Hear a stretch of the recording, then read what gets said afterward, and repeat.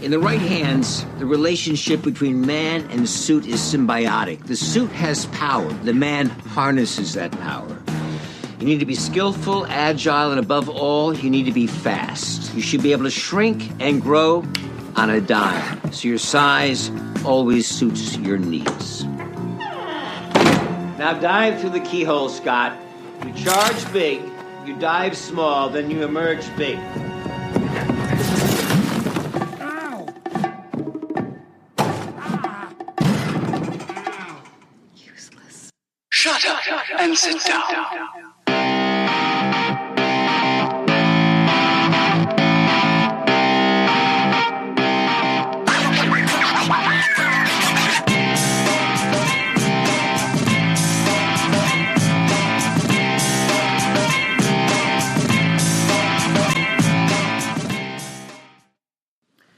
Hey everybody, and welcome to another episode of Pop Culturally Insensitive. This is the episode for the week of July 19th, 2015, and I'm here with my army of ants, Anthony DiCaprio, and Hey, ant puns. Ant Puns. That's our band name, Ant Puns. Ant puns? And every song is just a pun based on an ant. That'll go over well. And Tommy Lorenzo. I don't really know puns for Tommy Lorenzo. It's not as easy. It's fine. I'll just sit here all by myself. Tommy, how you doing this week? I'm all right. I'm just trucking along, watching movies, and saw Ant-Man. Ant-Man. Obviously, ants are in the title this week, so.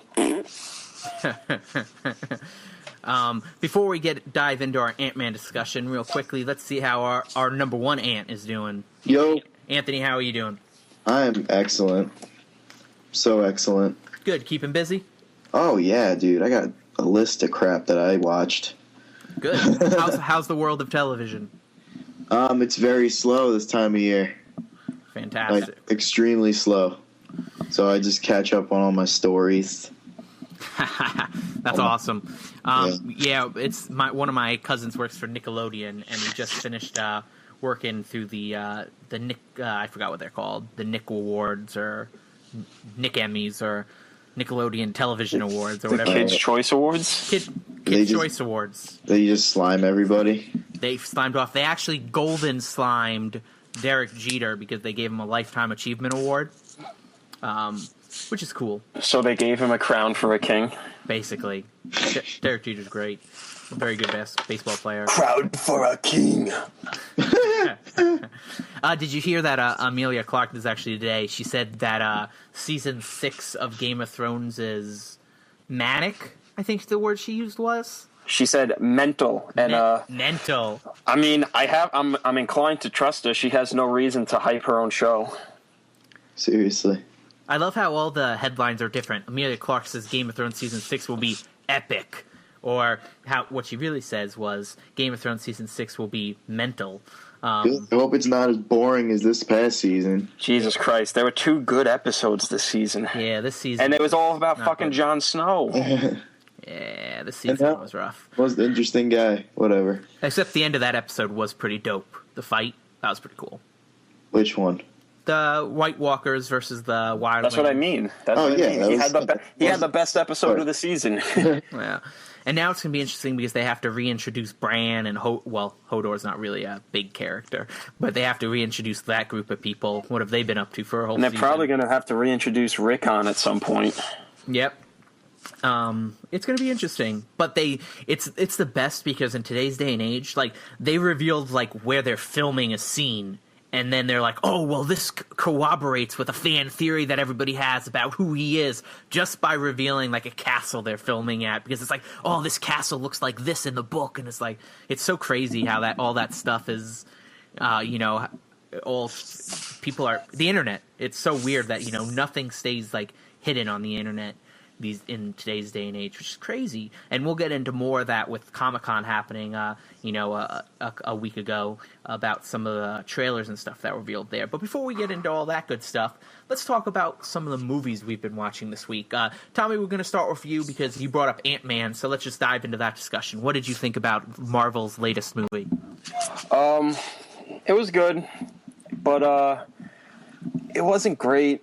It felt really kind of rushed and chopped up. Like, I'm not going to say it would have been better if Edgar Wright stayed on, but all I could say is having to rush to get a director and rewrite the script to make the date didn't help this movie at all, because it wasn't as funny as it wanted to be. It wasn't as thrilling as it wanted to be. And I don't know, it didn't feel complete. And, like, even Paul Rudd didn't feel like he wasn't bad, but they didn't give him a lot to do. Michael Douglas was good because he's Michael Douglas. That fucking guy can wring magic out of anything. Evangeline Lilly was good. They gave her something good to do. But the bad guy, as the Marvel movie tradition, sucked. Like, he really wasn't good at all. Yeah, I like that actor.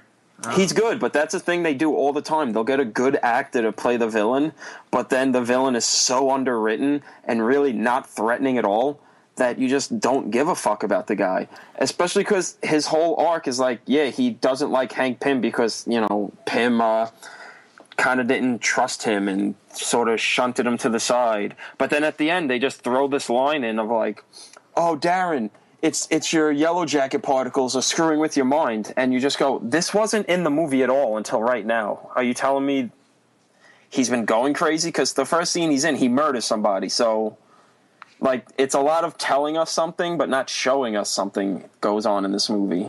Yeah, and this is part of Phase 2, right? Technically, this is the end of Phase 2, yeah. So this is the end of Phase 2. I feel like the movie that gets pushed away in the wayside, although being a fun, I thought it was enjoyable, but the one from Phase 1 that kind of gets pushed aside is Captain America 1. No. The one that gets pushed aside in Phase 1 is Incredible Hulk. Oh, I forgot that Incredible Hulk even existed. Yeah, Therefore, proving your own point. Yeah, but Incredible... this was more fun than the Incredible Hulk. The Incredible Hulk was just kind of boring because the whole movie's about him. I disagree. Well, the Incredible Hulk the whole movie's about him trying not to be the Incredible Hulk. So you barely get any Hulk in that movie. You get 3 giant set pieces of the Incredible Hulk. Yeah, how many Ant-Mans? I feel like you got a few more Ant-Man segments in this. You got 2 action scenes with Ant-Man. The one at the end with the heist, and then one where he fights that guy that we're not going to spoil in the middle of the movie. Yeah. Which is fine, but at the same time, it's just that scene in the middle of the movie where he fights somebody, it just didn't work for me. Like, it didn't really make sense. It was out of place, and it feels like it's a building block for... But also just logistically within the scene, it just doesn't make sense that nobody knows what's going on, that all this can be happening with guns firing and shit, and nobody knows. It's just empty. And I don't know, it just felt really fucking shoehorned in. It felt like some of the stuff from Iron Man 2. Yeah, it also felt like they filmed the daily for one of the movies in Phase 3 coming up, and then they're like, okay, well, we're going to put this at the end of the credits, so let's, we have to make sure it ties into the movie a little bit too. Or it could have been vice versa. They might have put that scene in the movie, and then it's like, oh, well, now we can do this at the end of it. Which... Well, I think it's a scene from the movie that they're putting at the end of Ant-Man just to sort of hint at why he's going to be in the movie. Yep, and Feige, yeah, our boy, he said that that was just a daily they shot, and they were like, okay, we'll to get people hyped for what's coming up, we'll put it at the end of Ant-Man. So it'll be interesting. I mean, but yeah, I agree. Marvel villains haven't been very threatening in previous movies, and I think Corey Stoll, that's the actor's name, right? Something like that? Yeah. I like him. I even like him so much that I still watch The Strain, which is not a very good show, but I like him. I thought he did an okay job. Evangeline Lilly was also in the cast. she was Evangeline Lilly. But yeah, I felt like it was a okay movie. I thought the Ant-Man fight scenes were cool. Yeah, they were cool. I liked how they did some of the stuff too with him shrink, just like playing around with a lot of like, what is big when you're shrunk kind of stuff like that. You see some of that stuff in the trailers with like the Thomas the Tank Engine stuff, and there's a cool fight scene in a helicopter where they do some more of that cool stuff, which I liked. But yeah, again, I feel like, it was like I don't think, if somebody said, hey, do you want to go see Ant-Man tomorrow? I don't know if I'd go see it again. I won't be seeing it again until it hits like Blu-ray, and even till then, probably a few months after that. Again, in no way or shape or form did I think it was a bad movie. No, it's not bad. It never, and there's not even any scenes where you're like, oh, this sucks, this is amateurish. It doesn't add up to really a great package. Like it's missing something. Yeah. And I really do think I can't even blame Peyton Reed for taking over. He was sort of stuck with a shit position of having to wrangle this thing up in such a quick amount of time that it's even a miracle that it works at all. But really, I can't, and I'm not going to say, oh, I wish Edgar Wright stayed on. I just wish they had one director the whole time. Like, the same thing happened on Thor 2, and you can feel the same issues in Thor 2. Yeah, and I never like using the term paycheck or anything, but I didn't really like Michael Pena in the movie. I thought he was funny. I like Michael Pena as an actor. That goes to the thing of, it's not as funny as it thinks it is. Yeah, and I like Michael Pena as an actor, but I just didn't really like his role or any. I think the other two people in his crew were famous people too, but I don't know. I didn't really like.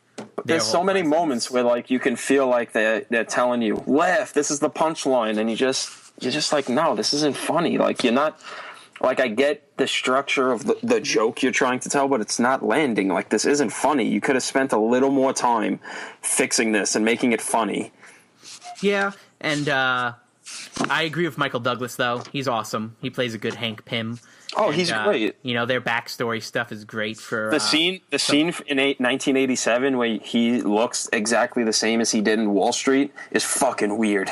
Yeah, I love that. It's so weird how good it's so much better than Jeff Bridges in Tron Legacy, where it's like, wow, this looks really bad.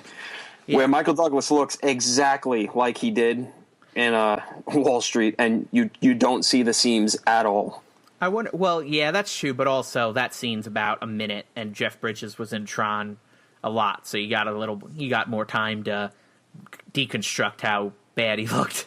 Yeah, but at the same time, I mean, they didn't do a good job on it. Even when he's not moving, it just looks fake. Where Michael Douglas and Tron Legacy was a gigantic movie. They could have spent the time and money to make it look good. It just seemed like the rest of that movie, they didn't give a fuck. I'd always wondered this, but how much does an actor get paid for a scene like that? Like John Slattery, for example. He's in the movie for about 30 seconds. I mean, he probably gets paid scale, how many lines he says. And with these people, it's probably I don't think Slattery's got that Marvel contract of 17 appearances.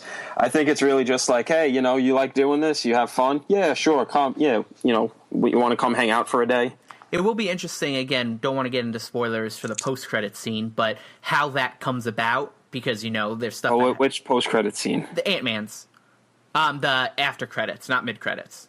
Oh, okay. Because there's a character that they have that, at the end of one of the movies, you don't really... that character's fate is up in the air. Yeah, so it's going to be interesting how do they get to that point? Especially because, they're hinting at stuff. Yeah, and they're also using certain keywords that what's happening in one of those next Phase 3 movies is already in effect. Yeah, and I feel like such a fucking retard having to dance around this because we're trying not to spoil it for Anthony. So go for it. No, it's fine. I just feel like we're dancing around. Yeah. It's like I'm getting blue balls over here. Yeah, absolutely. But so in all, I feel like you liked the movie. I liked the movie. I thought it was safe. I don't think it did anything revolutionary. And this to me is my Captain America Phase 2, the movie that I enjoyed very much. Which not a lot of people liked the original Captain America as much as I did. So I think maybe this is where I'll fall with Ant-Man, that I did really enjoy it, but it's a movie that, I don't need to watch, again and again. I think for me, this is like tied for last in Phase 2 with Thor 2. Just because the rest of Phase 2 was so good. Yeah, so... Like, it feels like a backhanded, like, compliment of, like, yeah, everything else was so much better that you're in dead last, but it's not a bad movie. Off the like, top. I liked it. The only movies that are worse than it, though, is the first Thor and the first Captain America movie. For me, at least. Yeah. That's just... Off the top of your head, do you have the Phase 2s? We have Winter Soldier, Ultron, Iron Man 3, Thor Guardians 2, Ant-Man, Guardians of the Galaxy. That's it. Okay, so yeah. Then I definitely agree with that assessment, because all those other movies are very, very good. Because two of my favorite Marvel movies are Winter Soldier and Guardians of the Galaxy, so that's probably 1 and 2. My two favorite Marvel movies is Iron Man 3 and Guardians, which ties into my point of Peyton Reed kind of getting the shit job of having to wrangle this movie together without putting any personal imprint on it. Iron Man 3 and Guardians of the Galaxy, you can tell who made those movies. Oh, absolutely. You know Shane Black made Iron Man 3, and you know James Gunn made Guardians of the Galaxy. Because it takes place during Christmas. Yes, it takes place during Christmas, and the main character mows down a lot of people with his black partner. Yeah. Wait a second. So, are we considering Val Kilmer the black guy in Kiss Kiss Bang Bang? Well, he's gay, so he gets fucked in the ass in a different way. Societally-wise, he gets fucked in the ass. Yeah, but Anthony, we'll revisit the movie briefly next week after Anthony gets a chance to see it, because I'm interested to see what his thoughts are on it, being a fellow Ant, obviously. Obviously. Tommy, what else have you been up to? What else have you been watching? Oh, boy, it has been a busy 2 weeks since we last recorded. I won't tell you everything because, that would be really boring. Okay, like some of the highlights, I watched the Town That Dreaded Sundown remake, and it was actually really cool. It wasn't really a remake either. It's set in a world where the Town That Dreaded Sundown is a real movie, but that it's based off true events. And so it's set in the town of Texarkana, where these murders took place, and they watched the Town That Dreaded Sundown every year as like a celebration for the town's history. And then a copycat killer starts killing people in similar ways to the movie. And because they never caught the killer, they kind of have to find out what happened, what the history is, and who this killer could possibly be, because it can't be the original guy. This was 60 years ago. It's very clever. It's really cool. It's not the greatest horror movie I've ever seen, but in a year where there's been almost fucking no good horror movies, this was a really, really good movie. I watched this movie, The Friends of Eddie Coyle. That's a great movie. Yeah, it's a crime flick with Robert Mitchum. Anthony, you would love this movie. Yeah? Yeah. I don't think so, but... you can find it, and if you want, I can lend it to you, whenever I see you, but it's... There in 5. It's sick. It's just about these low-level fucking criminals and just how unglamorous their lives are. It's just them... It's a lot of just talking and, like, setting up these just nonsense deals, like gun deals and shit. It's not sexy at all. It's really just, like, kind of, like, boring in, like, a good way. Like, you can see how... Like, you don't want to be these guys. That's cool as hell. What's it called? The Friends of Eddie Coyle. All right, cool. And Robert Mitchum's great, because it's fucking Robert Mitchum. Robert Mitchum, dude. He doesn't have any tattoos on his knuckles this time, though. Oh. Whatever, it's all good. Night of the Hunter, another great fucking movie. I watched Maggie, that Arnold Schwarzenegger zombie movie. Oh, how was that? Yeah, what'd you think of that? I saw it too. I want to hear your opinions. It's it's not good, but it's not bad. Like it's like it really feels like a typical indie movie, but which is great for Arnold to be in because he. But that's the thing. Arnold is really fucking good in it.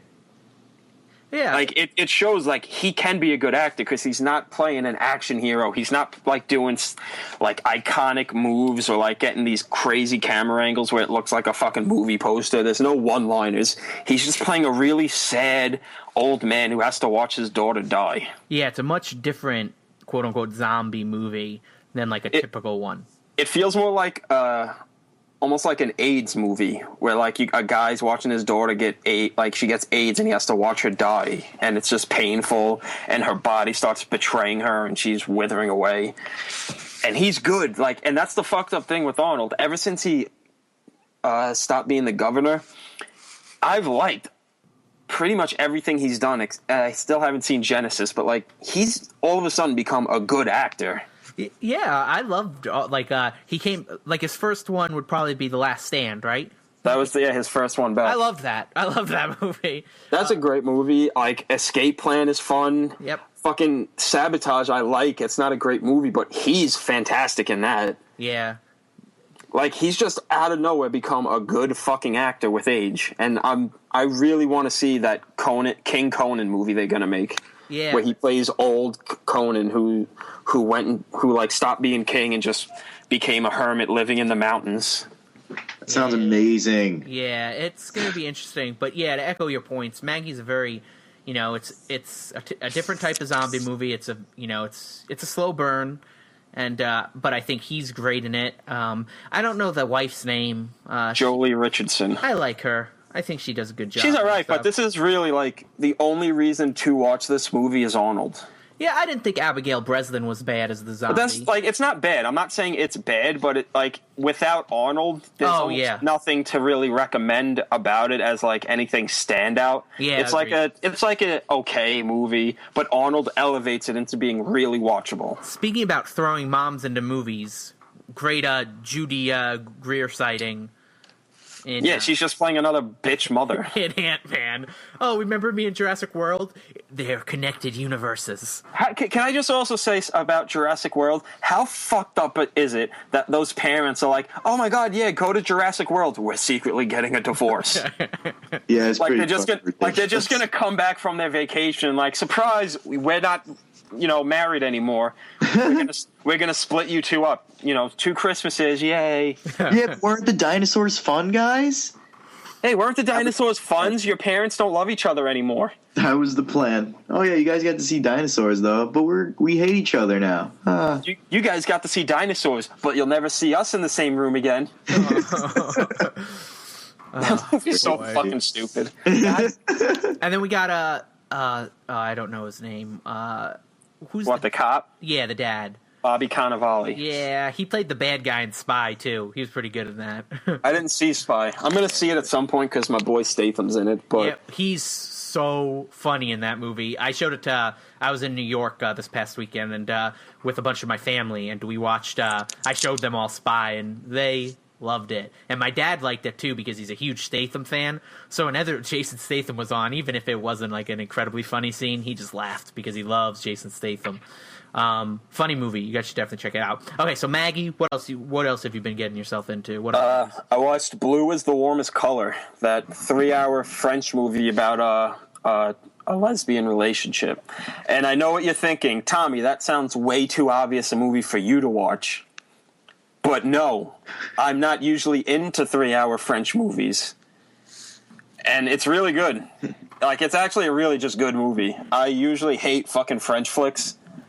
Dischronological order? Is that the one where it's told out of order?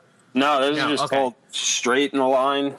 It's really good. It feels like a Linklater movie where it's just two people talking and getting to know each other, and you just sort of all of a sudden start really caring about them. So when shit goes sort of wrong, you just feel really bad about it. And there's no big dramatics. There's no fist fights. There's no, oh my god, you cheated on me. We're gonna blah blah. It's really just two people living life and just the little moments. It feels like the French lesbian version of Before Sunrise. Okay, nice. Interesting. And there are some really, really explicit sex scenes in the movie. Nice. There's one 10-minute uninterrupted sex scene where they literally just fuck each other into oblivion. Okay, no kaleidoscope? Nice. No kaleidoscope. No Hannibal-esque kaleidoscope. I swear, I've seen fucking porns less explicit than this sex scene. Nice. Those French. Nice. They're fucking nuts. Yeah, I'll only go through 2 more. I saw The Sword in the Stone. Old school Disney cartoon. It was all right. You know, it's okay. I read your blog post, and I think you were way too generous with that score. Because I don't like that movie at all. Of The Sword and the Stone? Yeah, I think that movie sucks. I mean, listen, I you know, it's kind of charming. It's not good. Like, Nothing happens. Yeah, nothing happens. A fucking squirrel falls in love with another squirrel. It's weird. It's just like, all right, why? What does this have to do? That's what I was like. You know what my whole review is. It's like it ends before the story even begins. Yeah, exactly. And I don't know, like, you know, for a kids movie, it's fine. I'm probably never going to watch it again unless I have children's. And finally, the last thing I'll talk about, I watched the Thin Blue Line, this documentary from the 80s. The cop thing, right? Yeah, great movie. Like, you can really tell that Andrew Jarecki was a big fan of that movie when he was making The Jinx. Did you guys see The Jinx?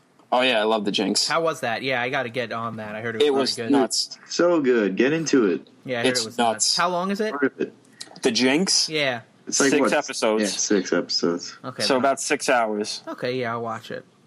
And yeah, I mean, this movie's about a cop killing in Texas in 1976, and a guy who Errol Morris, the documentarian, excuse me, thinks is innocent. And they think they know who did it, and they just go to show how, like, this guy got fucked by the judicial system and how they really just didn't want to do their jobs right. So they just sent this guy up the river to death row because they were fucking lazy. Oh, how times have not changed. No, but, you know, I will say he was white, so we've regressed. Awesome. That's a pretty great... That was a great movie. That's a great slate of movies in general. You know, some indie ones, some animated ones. Yeah, I can't watch the same kind of movie over and over. I need to change things up because I just don't have the attention span to do that shit. Absolutely. So now, with hand to helmet, summoning my friend Anthony. Anthony, fly towards me and tell me the movies you watched. Is that the sound that they make when they fly? I don't know. Close enough. It's been very, very busy 2 weeks for me. So I watched Transformers starring Marky Mark. The fourth one. Oh my god, dude. Oh, it's awful, isn't it? It's like, you know what? Like, I love how bad it is. Yeah, it's awful. Am I a terrible person? It's not a good movie. It's not a great movie. No, it's not good. It's terrible. I didn't hate the bad guy though. The assassin they send to kill Optimus. No, that dude's a bad motherfucker. That's part of why I love the movie for how bad it is. The movie's about Robot God putting a head out on Optimus Prime. Yeah, that's it's like, ridiculous. This by is the a end of it, you're like, oh wait, okay, he's gonna go fight God. This is a kid. Like, it's nuts. And it's a 3.5 hour movie where there's about 30 minutes of actual Transformers fighting, and the other is just Stanley Tucci running around. From a filmmaking standpoint, it's just a fucking fever dream. Like, Michael Bay was just trying to do like way too many different things, dude. Like, he was trying to be like have some kind of like, you know, not insight. He was trying to make like Steve Jobs look like a dickhead, like the Stanley Tucci character. He was trying to have some like funny like rom-com thing where it's like, oh man, like what happens when Marky Mark's really underage daughter is dating some dude and they get into some hijinks together. It's just like he tried to like fit like 4 different fucking movies into a movie about giant robots. All I want to see are giant robots. I don't give a fuck about Marky Mark. I don't give a fuck about Stanley Tucci. All I want to see are giant robots. Well, that's been the complaint since the first one. They always fucking focus on these non-entity people while we really just want to see fucking robots smash the shit out of each other. Exactly. And you know, like we know he doesn't like these movies. Like, he's not, like, he's kind of just really just going through the motions with these fucking things just so he can make, like he's doing a one for you, one for me. Yeah, that's exactly. And, like, Pain and Gain. He did Transformers 3 so he could do Pain and Gain. He did Transformers 4 so he can make his Benghazi movie, which, oh my god, Michael Bay is making a Benghazi movie. I cannot, because that's going to lead to so many discussions. Yeah, I cannot fucking wait, because he's not going to handle it well at all. Yeah, it's ridiculous. And I think he's making Transformers 5. Oh god, enough. He doesn't want to do them, though. Like, he doesn't. I want to see him make Bad Boys 3. I just want to see someone else direct it. Like, because it's getting crazy. It's just like they're all an amalgamation of each other. You know, like there's instances of movies that I remember, like, but I don't remember which one it is. Like I remember like him ripping out the dude's spine, like Optimus ripping out the one dude's spine. I don't remember which one that was. I don't know if it was the second one. I know he died in one of them. I don't know if that was the third. That was the second one. I remember it's the second one because that movie was so terrible that it ripped off the fucking movie, the cartoon movie of Optimus is dead. No. Yeah, it was just with fucking Shia just yelling. What about the Dinobots? What, for fucking 15 minutes? Yeah, not even. Yeah, they just were like, okay, where did they even go? They just leave at the end. That's it. All right, see you later, guys. We're just gonna go this way. Like after this huge invasion, like big giant robot fight that levels, what was it, Shanghai? Yes, and that one. Yeah, and then it's like, yeah, all right, we'll see you later. We're just gonna go like doing dinosaur robots over here. The mission for these movies is to destroy another major city because in 3 it was Chicago. This last one was Shanghai. I hope it was a desert. I hope the next one doesn't take place on Earth. I just want to follow Optimus fighting Robot God. Well, I think it is because I'm pretty sure Mark Wahlberg's coming back. Ugh, Mark. Oh my god. So yeah, I watched Transformers. I saw this awesome documentary about magicians on Netflix called An Honest Liar. And it's really, really good. It's about this one dude, I can't remember his name for the life of me. I don't know. He was like he's a pretty famous magician. I can't remember his name. But it doesn't really matter what his name is. He goes through like his whole life like exposing like fake psychics and like, you know, all these bullshit artists that are trying to get money out of people, like, you know, like these religious zealots and all this shit. And he does this through it, like, you know, it's just about him doing this like throughout his entire career. And it's awesome. There's a great twist at the end. Definitely cool. Check it out. I like magic stuff. Speaking of magic things, did you guys ever see this movie called The Great Buck Howard? No. With John Malkovich. He plays like a washed up magician. It's pretty good. You guys should check it out sometime. It's him and I'm blanking on the name. Colin Hanks, I think, is the other guy. It's really good. He's not the rapper, is he? Colin Hanks? No, that's the other one. Yeah, maybe it's just because I'm a John Malkovich fan too that I liked it. But John Malkovich. Yeah, I like that movie. I'll check that out. I actually still have. I think I have a copy of it. That's how good I liked it. What else did you check out? Saw Ted 2, enjoyed the hell out of it, thought it was funny. Have no intention of seeing it again. Ted 2, what was your favorite part? Please say it's when he got the semen in his face. No, I thought that was childish and stupid, honestly. Was it the Jurassic Park joke? Like, oh, look, he's got cum all over his face. Isn't it funny? It's like, nah, this is just disgusting. My favorite part was the running gag about... how she looks like Gollum. Yes. That was and then she finally sees Gollum in Comic-Con. That was pretty good. That was the best part. How about the Jurassic Park joke at the weed field? Oh, that was another one. I was hysterical. They move in herds. They do move in herds. I love the Superman joke. Oh, Jonah Hill. Fuck! Oh, yeah. Fuck. Who's Superman? That was a good one. What? I liked how Giovanni Ribisi, how he gets Ted to reveal he's in the stack of teddy bears by just singing Sweet Caroline. Yeah. And then Ted, vice versa. Two can play at this game. I think we're alone now. And then he just starts dancing. That was pretty. Yeah, again, Yeah, I don't get the hatred for the movie. Yeah. I don't know why they hate it. It's just it is what it is. It's just a funny whatever. People hate The Seth movie, MacFarlane. talking fucking teddy bear. Like, come on, man. But in People all have this grudge against Seth MacFarlane. true, but in all honesty, till about I think probably 20 minutes in is when it actually starts having a plot. I felt like the first 20 minutes were just like sketches of his, like the finding the porn on the laptop, and then like the cuts to them burying it and smashing it and then throwing it in the lake. I love the It's like running his style, man. That's his style. Oh yeah, absolutely. I love the running joke about black dicks. Yeah, Did you that's mean good. black dicks? I loved like the super serious fight they had. in the beginning. When they're married and they're just like yelling at each other, throwing shit. And Yeah, then, that was so fucking funny because of how ridiculous it is that it's a teddy bear. I know. and then the lady yells at them. Oh yeah, we're friends now. She's our enemy. She's now our enemy. I was like with the fucking the bachelor party joke where they're just sitting around the TV and you're like, what are they watching? What are they? And it's just two fucking lions fucking. What, dude. Oh, you know what the that's fucked up thing is? somebody's That's somebody's daughter. Do you think I want to date somebody from Boston, a short guy with an accent and a shamrock tattoo on his leg?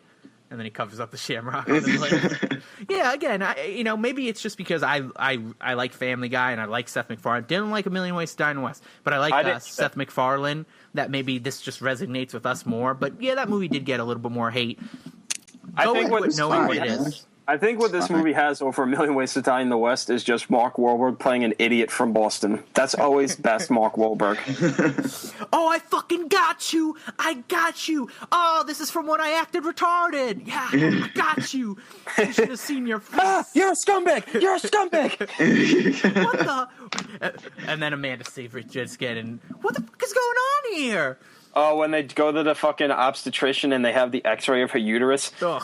I've never seen anything like this before. I almost quit medicine. I threw up immediately when I saw it. I'm the Allstate Quit guy. medicine.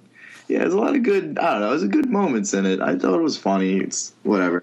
People could just remove the penis from their anus when they go see these movies. Whoa. That's a problematic joke, Anthony. Yeah. All right, the stick. How about the stick? Well, that's problematic. Sticks are people too. Oh God.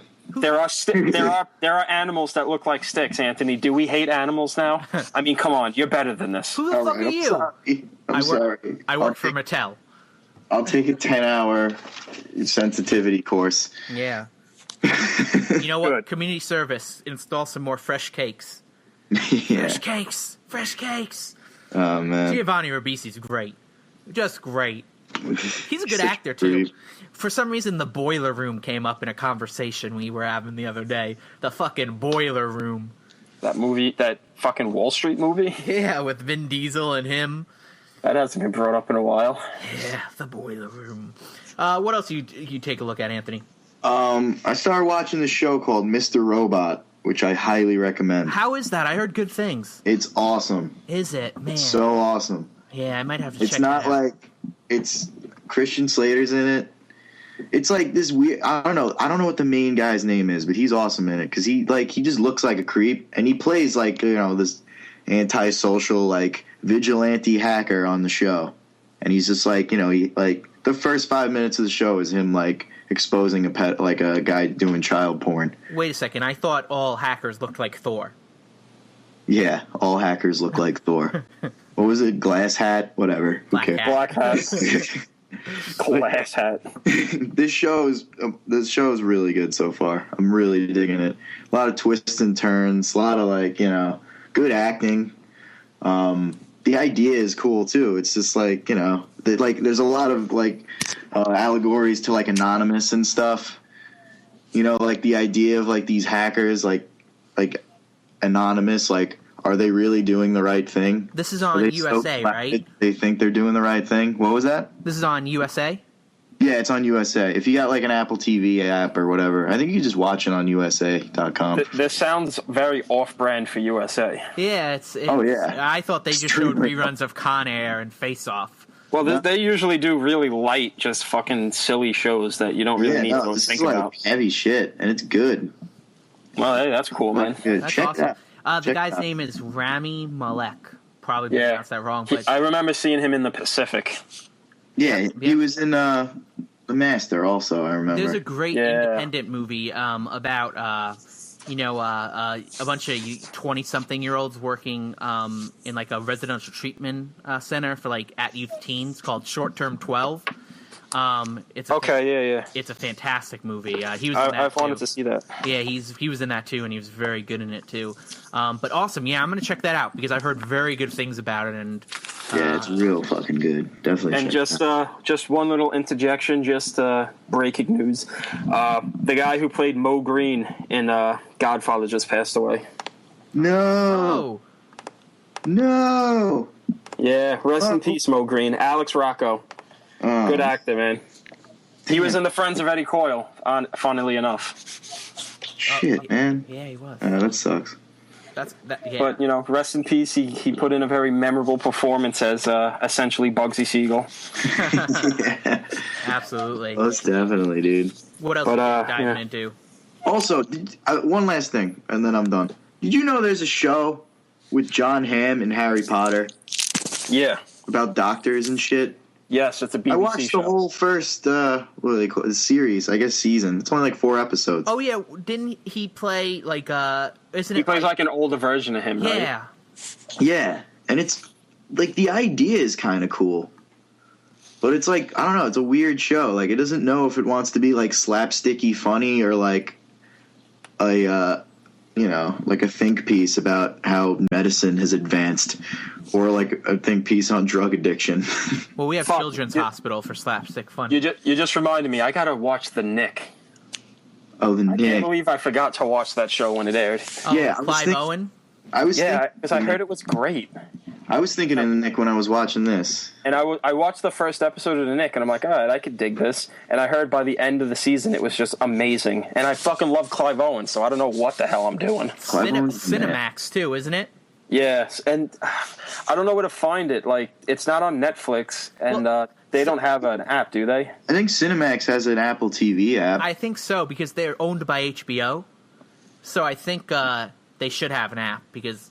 Or you might even... No, you won't be able to find it on HBO Go, but I think they have an app. I'll have to look for that, because I got to remember to watch that show before the second season. Yeah. I love computer, too. Like, just go to the website. Yeah, I love Clive Owen. I can connect my computer to the TV, but yeah, I can't believe I fucked up when that show came out. Yeah, we need more Clive Owen. He's awesome. He's a good actor. All right, hypothetical scenario. They make a James Bond movie, takes place in the future, where and they cast Clive Owen. He's like an old man, and it's like his last mission. I mean, Clive Owen's not even that old. I mean, what's Clive Owen, 40? I think he might be in his 50s. 50s, yeah. I mean, if they were thinking about casting Idris Elba, I mean, that's not too far off if they went a different direction. I think that's like a 10-year difference between the two. Yeah. I mean, Daniel Craig's old to me. Well, he's old now. He was only in his early 30s when he started. Yeah. How many Bonds has he been in? Casino Royale? 3. He's going to be in 4. Spectre's his 4th. I didn't... the last one was Skyfall, right? Yeah. Everybody liked Skyfall, right? Everybody loves Skyfall. Skyfall was great. I love Skyfall. It was dope. Wasn't Javier Bardem the bad guy? Yeah. Yeah, I think I watched like 20 minutes of it on USA or something. I got to watch that one again. I heard. Yeah, just watch the 3 Craig Bonds before Spectre comes out. Yeah, I heard. I've never been a big James Bond guy. I like James Bond, and I love the Man with the Golden Gun for some strange reason. Well, James Bond is weird in the fact that there's been like 23 movies, and there's maybe like only 5 or 6 good ones. Yeah, that could be it. It's weird, and so many of them are so bad that it's amazing they can keep making them. Because I feel maybe like I get my James Bond fill from the Mission Impossible movies.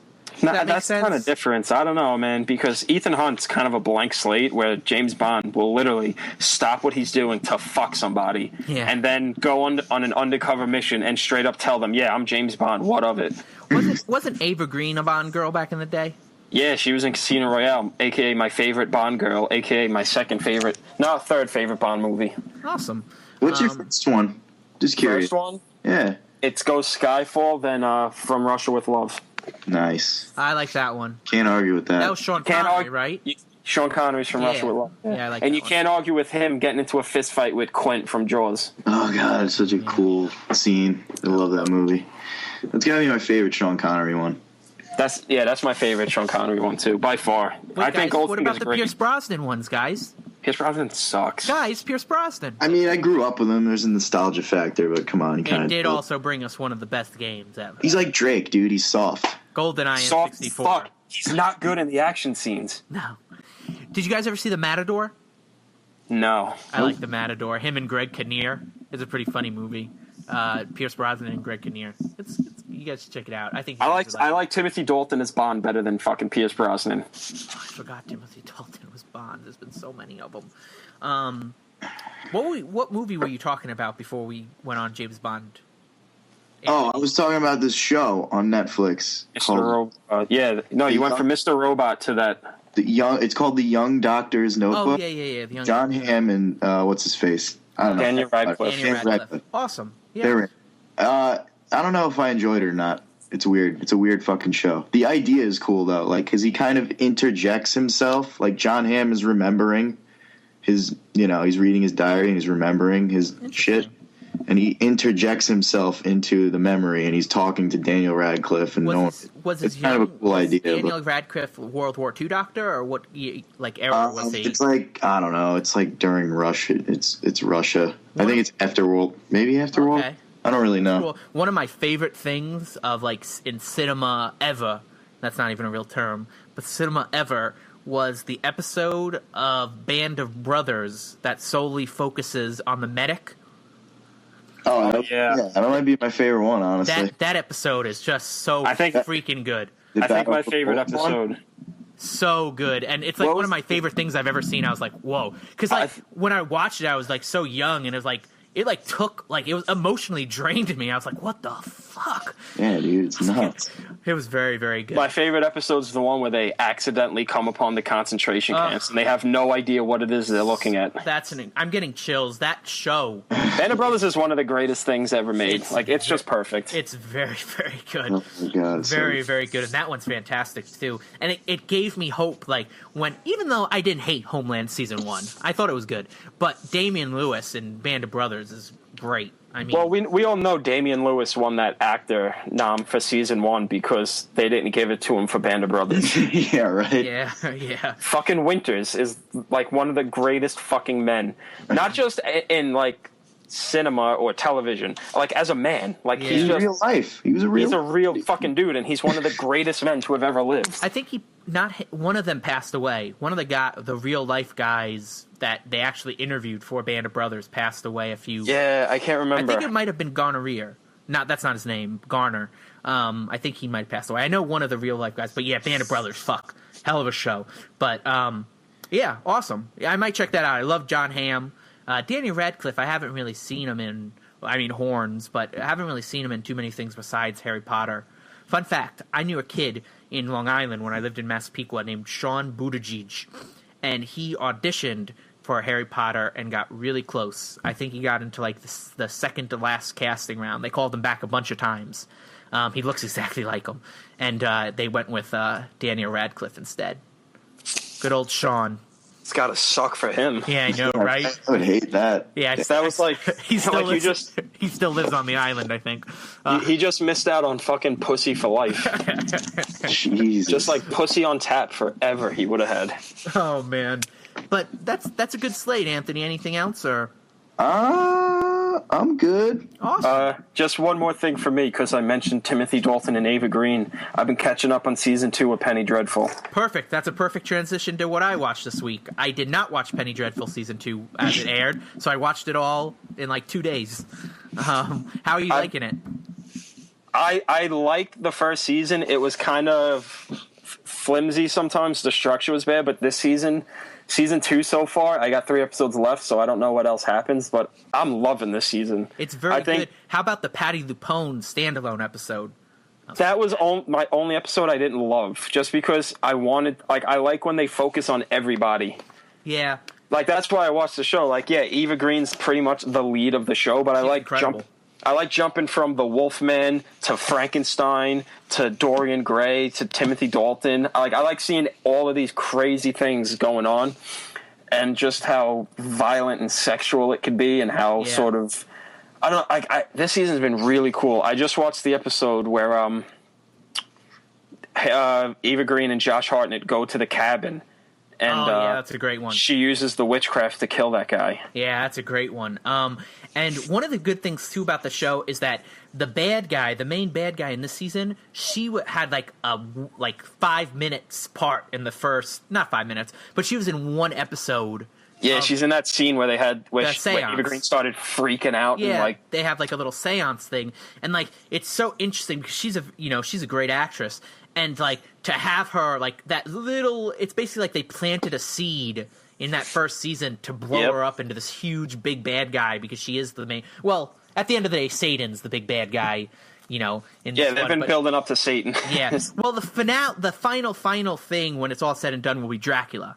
Because Ava Green is a subset of the main character from Dracula. I forgot her name. And then Mina was in season 1. So they said the final thing they want to do is Dracula, but they're going to work up to it, and I'm sure they'll add more people. Literaturely, I don't even know how to say that. But Literati? Yeah, sure. But fuck, I hope they do Van Helsing and just get some badass old guy just to start dropping. Oh, shit, they introduced Van Helsing? No, I think they did in the first season.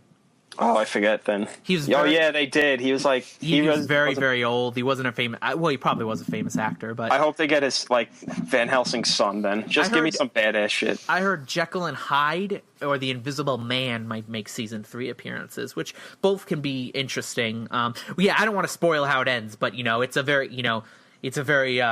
Well, it's funny because both of them would fit kind of perfectly in the show. Oh, absolutely. Just because it seems like this whole show is kind of about these fucking crazy sexual deviants getting trapped in this, mythological war where you could do really creepy, fucked up sex shit with both of those guys. Absolutely. And I'm envious because you'll get a cool little, it's only like a 5-minute expose, but you learn a little bit more about, I forgot his name, Sanzambit, or, the guy, the black guy.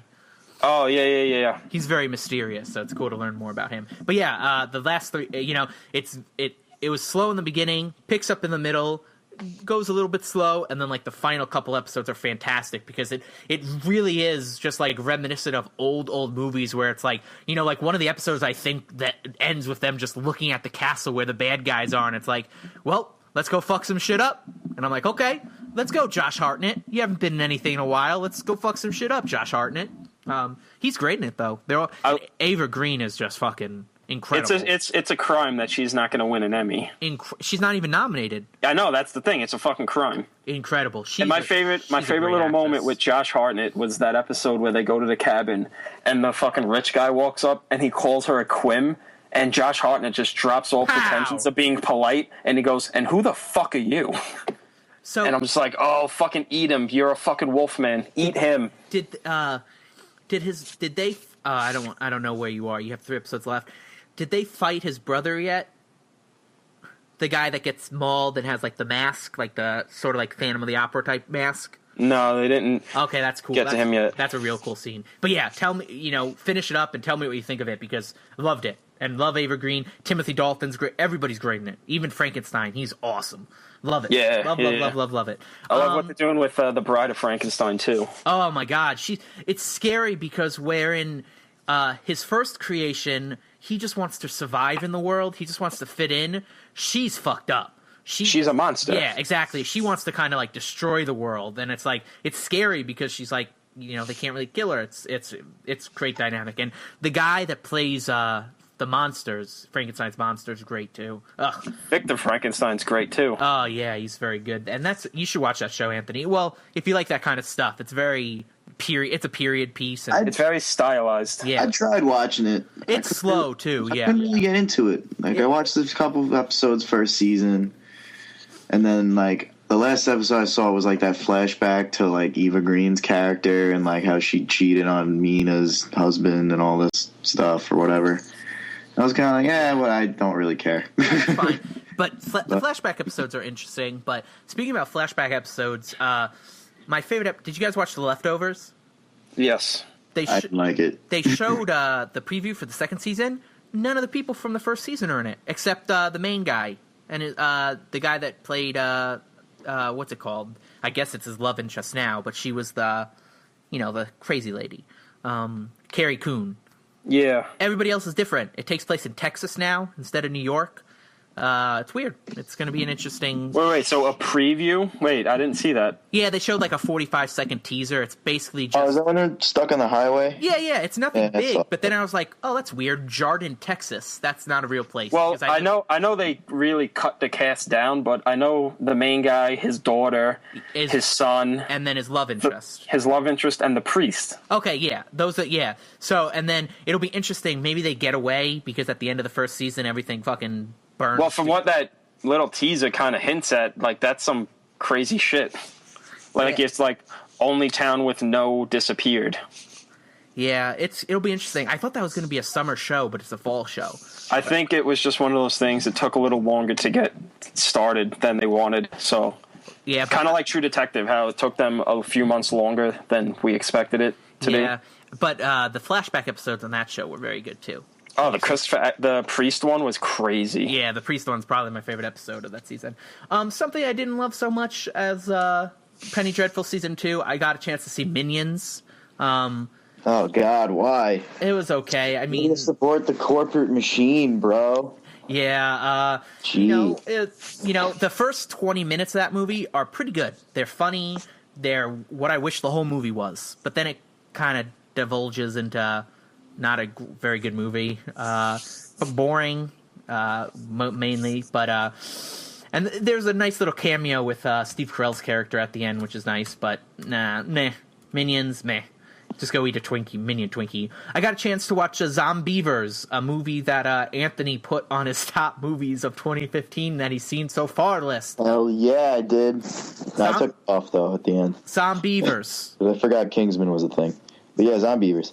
Not a bad movie. Not a good movie in any sense of the word. Oh God, no! It's just a fun watch. But it's a movie that somebody asked me, "Hey, I want to watch a movie tonight. What should I watch?" I was like, "I just watched Zombievers. It wasn't the worst thing I've ever seen." And they watched it, and then they texted me back, and they're like, "What the fuck is this?" I was like, "It's Zombievers, bro."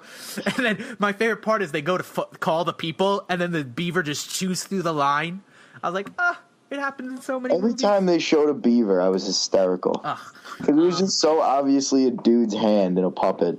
And then making these dumb noises. And then the girl turns into a zombiever. And I was like, that's pretty good. That was a cool little twist, because I thought she was going to be like the last girl.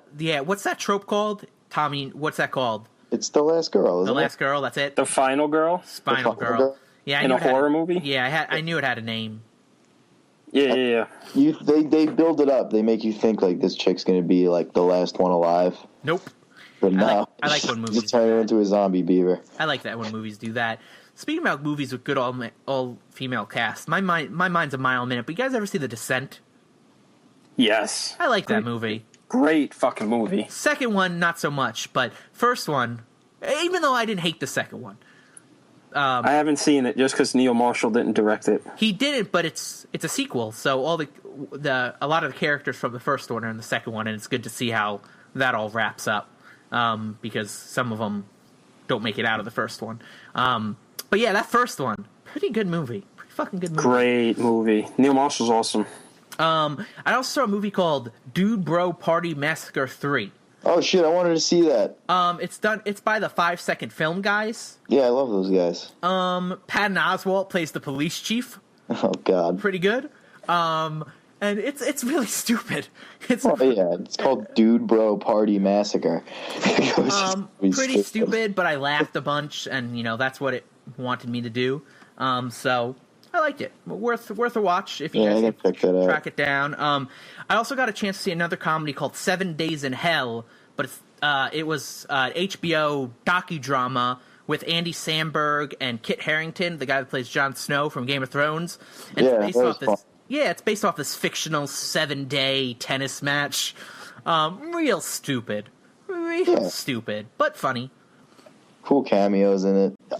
I felt like it was the perfect runtime too. It was only 40 minutes. Yeah. If it was any longer, I feel like it would have been like, all right, enough. And it had my my girl in it. I love what's her name? I love her, but I forgot her name. Doctor Who lady. She also played Nebula in Guardians of the Galaxy. Oh, Karen Gillan. Karen Gillan. I love her. I couldn't remember her name, so I guess I don't love her that much. Selfie lady. Let's just call her Failed Selfie Lady. I also saw a movie which actually, out of all this list, maybe Penny Dreadful Season 2 is my favorite thing I saw, but it was a movie called Dope. And it's about these another one I want to see. These inner city kids, and like he's a nerd. Like the kids are nerd. It's also narrated by Forrest Whitaker, and he's great. But it's it's about these kids, and they're nerds, and they get into some shit, so they have to sell some drugs, and just the way they go about doing it is pretty good. It's it's like selling drugs for a new age, basically. And I liked it. I thought it was funny. It was a coming of age story, or Bildungsroman, literary term. So I liked it. I like those kind of movies, like Mud. Things like that. I want to see that. I've heard good things, but I've also heard from people that it's a black people movie made for white people. That's a very good assessment of it. Yep, I can agree with that. But there's no problems with that. I don't have any problems with that because I liked the direction it went. I liked it. It's worth watching. And then finally, we might have talked about it on the show, but I know Tommy at least and I are big fans of DC animation. Anthony, you've seen some of the DC animated movies, I've right? seen every single one, dude. Perfect. Awesome. So all three of us are big fans of the DC animated world. They've made some fantastic movies. And their newest release is Justice League Gods and Monsters, which is a twist on it's basically a completely different reimagining of the Justice League, where Batman is actually like a Batman, and he like sucks people's blood. Wonder Woman is they're not, none of them are she likes to fuck the actual people, like like for instance at the beginning there oh my god, why am I spanking Jor-El, he wants to put his fingerprint on the pod for Superman, but he gets killed and Zod does it. So it's like reimaginings of all the characters of like what if scenario, and it's great. And I thought Michael C. Hall, Dexter, he plays Batman in it, and he does a very good job. And I really enjoyed it. It's different, and you can just see by both the IMDb and the Amazon reviews, because I got it from Amazon Instant Video. You can see by the reviews that it's a very polarizing movie. Like, people either liked it or they hate it. But I fall on the siding of liking it. Not my favorite DC animation movie, but a very good one, and I think they've done a great job with 3 came out this year. Atlantis, Batman and Robin, and this one. This is probably my favorite of the 3. And then I liked Atlantis, and the Batman and Robin one was probably my 3rd favorite. But they're all decent. But yeah, I'll be interested to see you guys, your opinions on that when you guys get a chance to watch it, because I can't wait. I fucking love those movies, man. They're all great, even like on different levels. They're always fucking inherently watchable. Yeah, and one of my did you guys see the Dark Knight Returns ones? Fucking great. I loved those. Those were masterful. I had fucking chills watching that one the first time. I really, really liked both of them. I think it's like I own 3 Blu-rays.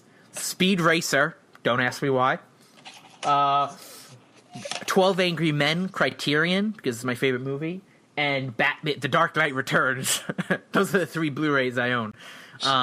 Dude. And they're all great movies. Well, Speed Racer, maybe not a great movie. What's your deal? All right, what's your deal with Speed Racer, dude? I loved it. I don't know. I loved the cartoon. Speed Racer. I loved the cartoon when I was. I think it would be a good game for anybody who listens to the show. A drinking game. Take a fucking shot every time Andrew brings up Speed Racer. I liked the show when it was little, and the movie really is just a counterpiece to the show. That's probably why it was not a good movie, because Speed Racer the show is not a great show. But I feel like they hit the tone perfectly. I liked the computerized races, although people thought they looked hokey. And, I mean, John Goodman plays the dad, and he fucking German suplexes like a Japanese spy that comes to kill Speed Racer. Come on. That's great. They even got Chim Chim, the monkeys, in the movie.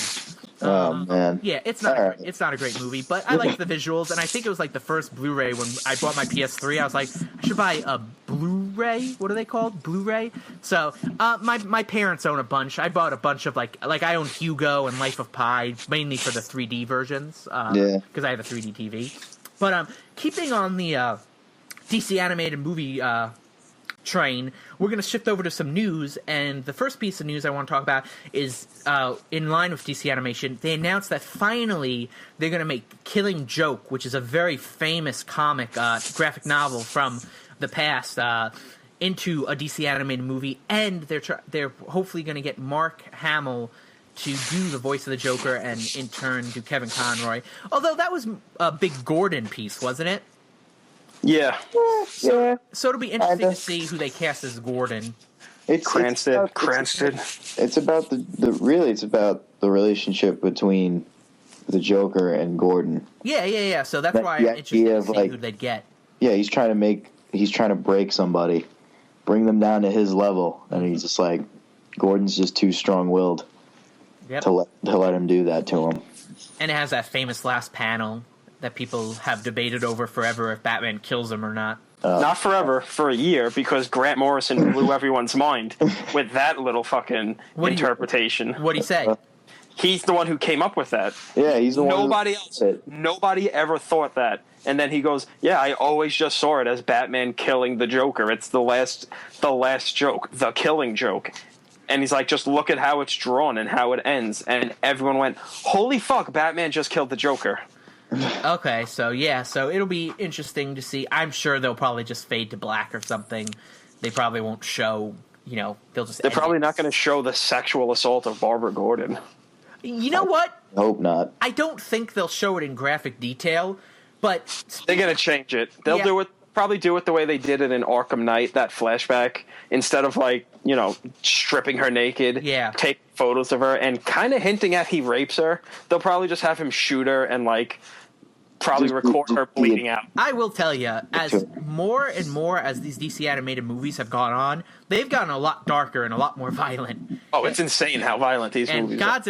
Gods and Monsters is a pretty violent, dark movie. So I don't think they've ever done anything to that level sexually. I think it's been more violence that they've shown. So they kind of hint in the Dark Knight Returns movie that Joker rapes Catwoman. Yeah. Yeah, a little bit. So I think this is all because Bruce Timm couldn't do a lot of shit on the cartoons on TV. He kind of got pent up, I think. Yeah. So he's just like, yeah, do whatever you want. Go crazy. Yeah. That's one of my favorite shows, though. The animated series was very good. Oh, it's the best cartoon ever made. Yep, it's my favorite. It's my favorite cartoon. There was a cartoon called Samurai Jack that was on TV for a while. And Cowboy Bebop was probably my favorite anime show. But yeah, I used to go home every night and feverishly watch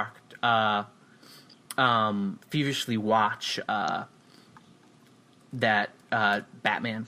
But yeah, so it'll be interesting to see The Killing Joke come out in 2016. And then just a few more news bits. We talked on the show before about how Harry Shearer, who's famed from Simpsons, did the voice of Ned Flanders, Mr. Burns, a lot of characters on that show. He couldn't get his contract negotiated with the Simpsons, so we're happy to announce that he did get a contract negotiation with the Simpsons, so he will be back. So no changing of the guard on some of those favorite voices from The Simpsons. In other news, and this is really interesting, I know Tommy's incredibly excited about Quentin Tarantino's new Hateful Eight movie, and there's a little bit of news about that. Tommy? Yeah, at the Comic-Con panel for the Hateful Eight, they announced that for the first time in 40 years, Ennio Morricone will be scoring a Western, and that Western is the Hateful Eight. Which is crazy, not just for it's been 40 years since he's scored a Western. It's that for the last two movies he's made, he's tried to get Ennio to score it, Inglourious Basterds and Django.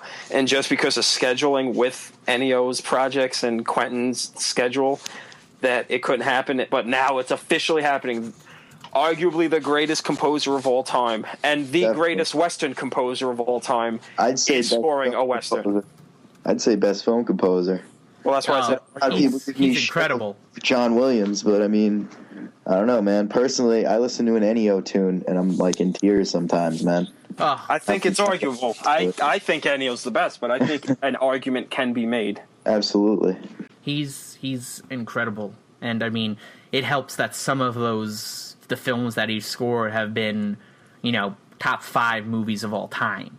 Good, bad, ugly. Yeah, I mean, Jesus. Oh, God, I mean, that's the most neat shit too, man. That's the most famous. Once Upon a Time in America. Once Upon a Time in the West. Once Upon a Time in the West. The Untouchables. Even like garbage fucking spaghetti western movies. Ducky Sucker. Yeah, like there's one called the Mercenary, and then the song that what's her name, Uma Thurman, when she's breaking out of the coffin. Yeah. That song is from this movie called The Mercenary, which actually had the actor who played the original Django in it. Getting a little nerdy on you. Franco Nero. Franco Nero is in this movie, and I watched the movie. It's a garbage movie, but like the soundtrack is incredible. Wow. It's fucking amazing. I mean, he even did The Thing. I know, man. He fucking perfectly imitated John Carpenter and made one of the greatest horror movie scores of all time. Like, this guy's just unreal. He's just a master musician, and the fact that he's finally working with a guy who's used his music so many times throughout his career to make original music it's a dream come true for any film fan. I'm so excited. That's awesome. In a little bit different spectrum, it was announced that Sherlock, a very prominent BBC show starring Cumberbatch and Martin Freeman, is going to do their Xmas Christmas special in Victorian times, which that's not when the show takes place. So it'll be interesting to see what this is. Like, if it's a one-off, because this is very Sherlock Holmesy. In the promo, he's wearing that famous cap, smoking a pipe, and has like that mustache. So it'll be interesting to see what this turns out to be. I'm sure fans are going to be incredibly excited about it because any Sherlock is good Sherlock for fans. Because it was announced that 2017 is probably when we're going to see the next series, maybe even the final series of Sherlock, because at the end of the last series they teased the return of Moriarty, which is his arch nemesis. So it'll be interesting to see. I'm happy that Sherlock's in my life. Both those people are very, very busy filming, stuff for Marvel. Martin Freeman's going to be in the upcoming Civil War movie, and Cumberbatch obviously is going to be Doctor Strange in the standalone Doctor Strange movie. So it's very hard to get them together to film, 4 or 5 episodes of a series for Sherlock. But it's going to be interesting. I'm excited to see all that stuff that they're talking about, and because I don't know if you guys ever watched Sherlock, but I'm a huge fan. Oh yeah, I like it. Dig it. I dig it a lot. Benedict Cumberbatch. And then finally, the last bit of news we wanted to touch on today, in a bit of sad news, is Satoru Iwata passed away over the weekend. He was the president of Nintendo, and he has been since 2002. Notably, he was the first president not part of the Yamaguchi family who created Nintendo. It was always, him and then his son and then his son as the presidents of Nintendo, but then they, Satoru Iwata took it over, and it was, big news at the time. And, it's sad that he passed away. Before he was the president, he was the developer on some very big games. Probably the most famous was Earthbound, which to this day is many people's favorite game of all time because it is a very, very, very... It basically ushered in what the RPG is. Because before Final Fantasy, before all those games, you had Earthbound. So it's, it was great that he developed that. Then he went on to do some other things. Most notably, he was known for, there was a game called Pokemon Gold and Silver that came out after Blue and Red. And the big thing that blew people's minds when those games came out was after you did the new content, the whole first game was there. And that wasn't there before he went in and single-handedly said, I got some tricks, I got some tools of the trade that I got. And he basically, on that little cart, opened it up to have twice the content, which is crazy. And then probably most famously, he brought the idea of Smash Brothers to Nintendo. When he pitched it to them, he said, I want to do this. And they're like, I don't know if we want Donkey Kong beating up Mario, beating up Link, beating up Ness. And he's like, no, I think it'll be big. And as I say this, I'm watching EVO, which is a big fighting game tournament that happens every year. And right now they're playing the Super Smash Bros. Melee, which was the GameCube version, final, in front of, I think they said 10,000 people are in this room right now in Vegas watching 2 people on a stage playing this video game. So the following has been incredible. And on the Twitch stream right now, there's 160,000 people watching online. So it's incredible. He also helped finish Melee in time for it to be released with the GameCube. Yep, and he ushered in the 3DS, which is the #1 handheld system of all time. And, you know, he said something that, resonates with me, is he said, above all else, games want to be fun. And that's what I agree with. I want games to be fun. You know, my parents especially, they never played a video game. You know, my dad was always the sports jock guy. And then when the Wii came out, I showed him games like Wii Bowling and Wii Tennis. And, you know, he played it, and it was a great feeling to have people that I know, and games like Mario Kart and things like that, Nintendo especially, those are the games that I was able to get my ex-girlfriend into and play because, you know, she wasn't going to play BioShock or things like that, but, you know, she never shied away from playing Mario Kart and Mario Party and things like that. So it's great, you know, and I thank Nintendo and Iwata for things like that. So he will be missed. It'll be very interesting to see who they get as the next president of the company. There are talks that Miyamoto might take his shoes, which will be a very interesting thing because as from a development standpoint, there is no parallel. I mean, the guy created Donkey Kong and Mario and a plethora of others, but as a business person, it'll be very interesting to see if he can sustain a company.